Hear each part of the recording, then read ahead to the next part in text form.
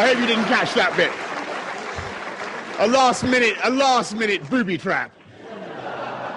The final throw. Ladies and gentlemen, thank you very, very much for coming in such fantastic numbers today.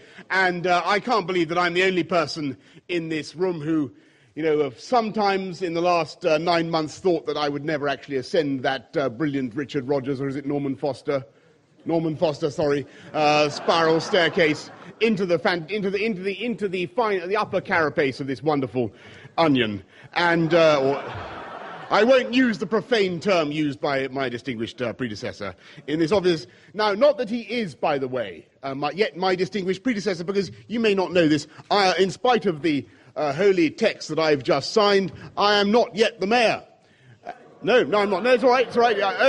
Owing to the vagaries of our wonderful constitution, totally invented by Tony Blair, I am not yet the mayor. I don't attain the seals of office, I don't think, until midnight on Sunday. So until that time, I imagine that there are shredding machines quietly puffing and panting away in various parts of the building.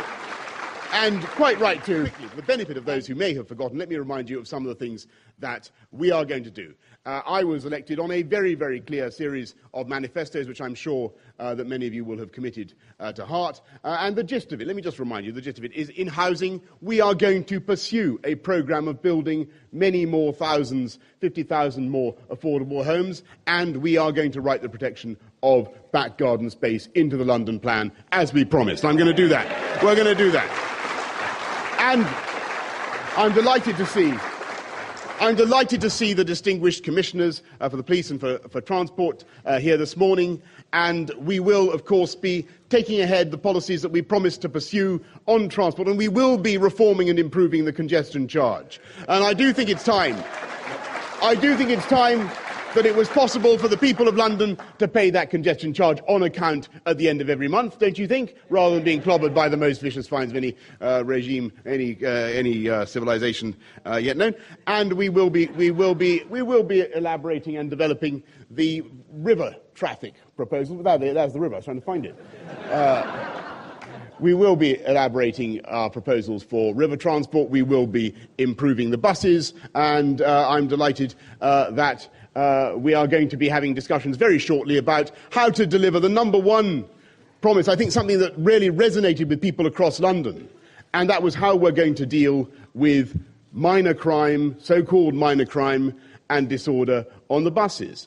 And I do think it vital that we achieve a solution for this. And we are going to double the size of the safer transport teams in order to get people the sense of safety and security on the buses that they deserve. And I very much hope that we'll be able to deliver results on that very soon. Now, some people say I'm obsessed with buses. I make no apology for that. I think buses are incredibly beautiful, wonderful things. But I think they could be safer, and I think there's a vital necessity to drive out so-called minor crime and disorder as a way of driving out more serious crime.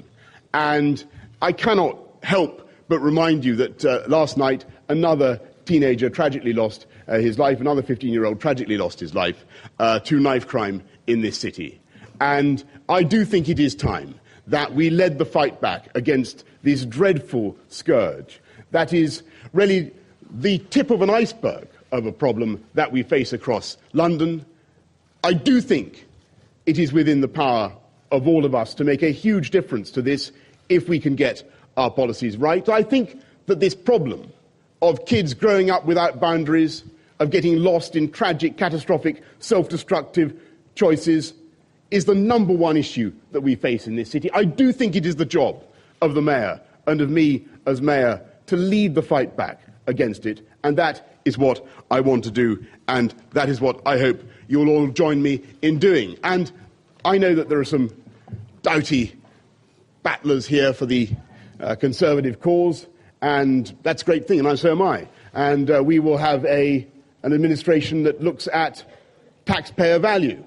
Nothing wrong with that, is it? No. We will look. I think it's high time that we had an administration here in City Hall that concentrated on the value for money, the bang that people get for their buck, and we will deliver that. I do recognise the great talent that there is in the government of London. And I do accept that and I do appreciate that. And I've never, and by the way, I thought the previous mayor, not that he is yet the previous mayor, he will be on Sunday, I thought he was also, and is also, a man of considerable talents. And I want, insofar as it is possible, to work with everybody from across all communities in London. I've said this time and time again, and I repeat it now because it's so important. It is vital for a mayor of London to bring people together and to unite London and to serve every community in London impartially. I hope there will be nobody here who wants to stifle somebody else's idea just because it's not their own idea.